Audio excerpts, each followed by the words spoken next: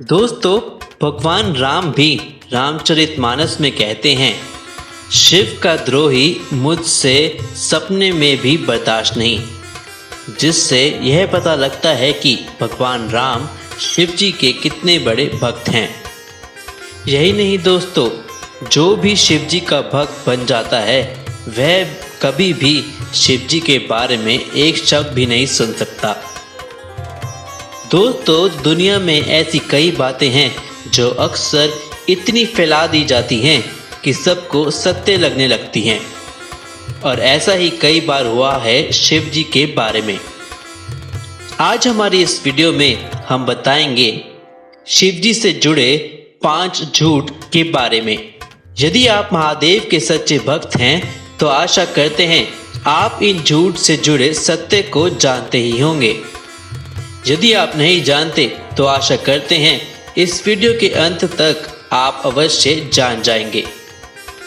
नमस्कार दोस्तों, स्वागत है आपका हमारे चैनल इंडिया बेस्ट मोटिवेशन में, जहां हम अपने देवी देवताओं से संबंधित महत्वपूर्ण कहानियां साझा करते हैं जो हमारे जीवन में सकारात्मक बदलाव लाने में हमारी मदद करती हैं। दोस्तों, भगवान शिव तो भोलेनाथ हैं जो अपने भक्तों की इन गलतियों को तो माफ कर देंगे, परंतु भैरव देव और शनि देव इन गलतियों जरूर नाराज होंगे। आइए शुरू करते हैं शिव जी से जुड़े 5 झूठ। क्या शिवलिंग एक लिंग का प्रतीक है? अक्सर आपने सोशल मीडिया के माध्यम से फैलाई जा रही इन चित्रों को देखा ही होगा। जिस तरह भगवान विष्णु जी का प्रतीक है शैलीग्राम, उसी तरह भगवान शिव जी का प्रतीक है शिवलिंग। परंतु शिवलिंग को कई बार शिव जी का शीशान या योनि कहा जाता है, जो कि गलत है। दोस्तों, शिव के प्रतीक शिवलिंग के बारे में गलत कहना सीधा सीधा शिव जी पर ही प्रहार है, जो कि अपमानजनक तो है ही।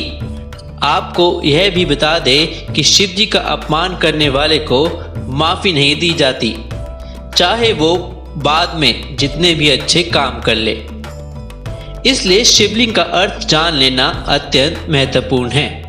दोस्तों, लिंग का अर्थ होता है प्रतीक। शून्य, आकाश, अनंत ब्रह्मांड और निराकार परम पुरुष का प्रतीक होने से इसे शिवलिंग कहा जाता है। ब्रह्मांड में 2 चीजें हैं, ऊर्जा और पदार्थ। हमारा शरीर पदार्थ से बना है और आत्मा ऊर्जा से। इसी प्रकार शिव पदार्थ और शक्ति ऊर्जा का प्रतीक बनकर शिवलिंग कहलाता है। शिवलिंग भगवान शिव और देवी शक्ति मतलब कि पार्वती का आदि नाती एकाल रूप है, जो यह बताता है कि इस संसार में ना ही पुरुषों का ना ही स्त्री का प्रभुत्व है। क्या शिव भांग और गांजे का सेवन करते हैं? दोस्तों, भगवान शिव की आपने बहुत सी तस्वीरें देखी होंगी जिनमें वह भांग और गांजे का सेवन करते दिखाए जाते हैं। परंतु क्या आप जानते हैं ऐसा कोई भी वेद या ग्रंथ नहीं है जिसमें शिव जी के भांग या गांजे के सेवन करने की बात कही गई हो। आपको बता दें, शिवरात्रि महोत्सव पर भांग को शिव जी का प्रसाद कहकर सेवन किया जाता है, परंतु आपको बता दें यह गलत है। केवल आम आदमी यह गलती नहीं करता, परंतु मंदिरों के पुजारी भी ऐसा करते हैं। शिवरात्रि पर भगवान शिव को सबसे ज़्यादा चढ़ाए जाने वाला भोग होता है भांग का, परंतु यह शिव जी के लिए अपमानजनक है। शिव जी की ऐसी बहुत सी तस्वीरें अक्सर सोशल मीडिया पर भेजी जाती है, परंतु इसका ना ही कोई आधार है ना ही कोई आश्रय। यह हम सबके लिए जानना अनिवार्य हो गया है कि भांग और गांजे जैसी किसी भी चीज़ का सेवन भगवान शिव के द्वारा नहीं किया जाता। क्या शिव अपने पुत्र गणेश से अनजान थे? दोस्तों, इसके बारे में कुछ भी जानने से पहले हमें यह जानना अत्यंत आवश्यक है कि हम शिव जी के चरित्र के बारे में जान लें। शिव का जीवन एक लीला है, जिसे आप सरल शब्दों में कह सकते हैं कहानी। और इस कहानी का भविष्य भी उनको पहले से पता होता है, परंतु वो इसमें एक अनजान पात्र बनकर भाग लेते हैं। जब जब इस धरती पर अधर्म बढ़ता है, त्रिदेव ने इस धरती को बचाने के लिए और धर्म की पुनः स्थापना करने के लिए पृथ्वी पर जन्म लिया है। भविष्य के बारे में सब कुछ जानते हुए भी अपने जीवन को एक साधारण मनुष्य की तरह जीना ही लीला कहलाया जाता है। लीला का अर्थ यहाँ ऐसा घटनाक्रम है जिसमें भगवान सब कुछ जानते हुए भी खुद इसमें हिस्सा लेते हैं। दोस्तों, अक्सर ऐसे प्रश्न उठते हैं कि भगवान शिव नहीं जानते थे कि गणेश उनके ही पुत्र हैं और उन्होंने अपने पुत्र की ही गर्दन काटकर एक हाथी की गर्दन लगा दी थी। यह प्रश्न करके हम शिव जी के देव होने पर सवाल उठाते हैं, परंतु आपको बता दें कि यह एक लीला ही है, जहां शिव जी को सब कुछ ज्ञात होते हुए भी ऐसा करना पड़ा क्योंकि सब कुछ निश्चित था। यदि ऐसा ना हुआ होता तो संभवता है कि भगवान गणेश जी को आज नहीं पूजा जाता। प्रकृति में हर एक घटना के पीछे लीला ही है, जिसका अंत शुरुआत निश्चित है। इसलिए प्रकृति के नियम जाने बिना हमें शिव के प्रति ऐसे सवाल उठाने का अधिकार नहीं है। क्या शिव ही पार्वती हैं, एडम और ईव हैं? दोस्तों, कई बार शिव पार्वती को एडम ईव माना जाता है, परंतु आज हम आपको इसके पीछे के सत्य की बात बताना चाहेंगे, जो शायद आप में से कई लोग ना जानते हों। भगवान शिव को आदि देव भी कहा जाता है। शिव जी के दो पुत्र थे, कार्तिकेय और गणेश।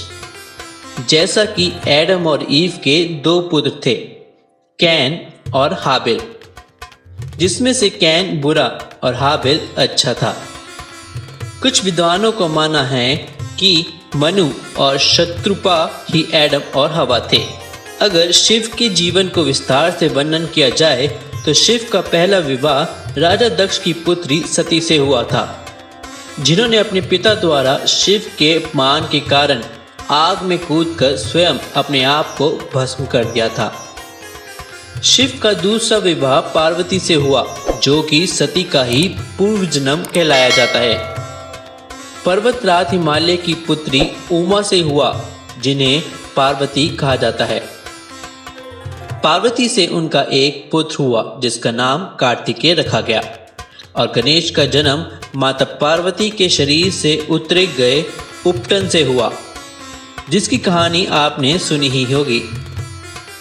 अगर नहीं सुनी तो कमेंट बॉक्स में हमें अवश्य बताएं। हम आपके लिए उस कहानी की वीडियो भी अवश्य बनाएंगे।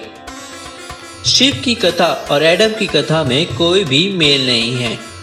इससे पता चलता है कि वह दोनों अलग हैं। क्या एक ही हैं शंकर, महेश, रुद्र, महाकाल और भैरव? दोस्तों, आपको बता दें, हिंदू धर्म का संबंध वेद से है, पुराणों से नहीं। वेदों में रुद्रों का वर्णन है और इन रुद्रों का विस्तार रूप ही है पुराण। त्रिदेवों में से एक महेश को ही शिव या शंकर कहा जाता है।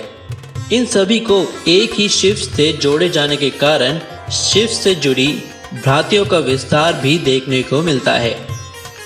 तांत्रिकों के वर्णन के अनुसार शिव का जो वर्णन किया गया है वो भैरव के रूप में किया गया है, जिसका कोई प्रमाण नहीं है। वास्तव में कई भैरव भी हुए हैं, जिनमें से दो काल भैरव और बटुक भैरव प्रमुख हैं। शिव को भैरव रूप से जोड़ना उचित नहीं है। शिव को शंकर भी कहा जाता है। शिव एक निराकार सत्य है और शंकर एक साकार सत्य है। दोस्तों, शिव एक शक्ति है जिन्होंने संसार के निर्माता, पालनकर्ता और सहारक की उत्पत्ति की। शिव को शंकर, भोलेनाथ और भैरव इत्यादि कहना गलत नहीं है, परंतु उनको एक समान उपाधि देना भी सही नहीं है। भगवान शिव शंकर का ही एक वर्चस्व है, वो है देवों के देव महादेव। दोस्तों, शिव से जुड़े ऐसे कई मिथ्ये हैं, परंतु इनसे तभी दूर रहा जा सकता है जब आपको सत्य पता हो। इसलिए आपका और आपके अपनों को जागृत करना अनिवार्य है, जो कि आप कर सकते हैं इस वीडियो को शेयर करके। दोस्तों, आज की वीडियो यहीं तक। आइए हम सब साथ में बोलें, हर हर महादेव।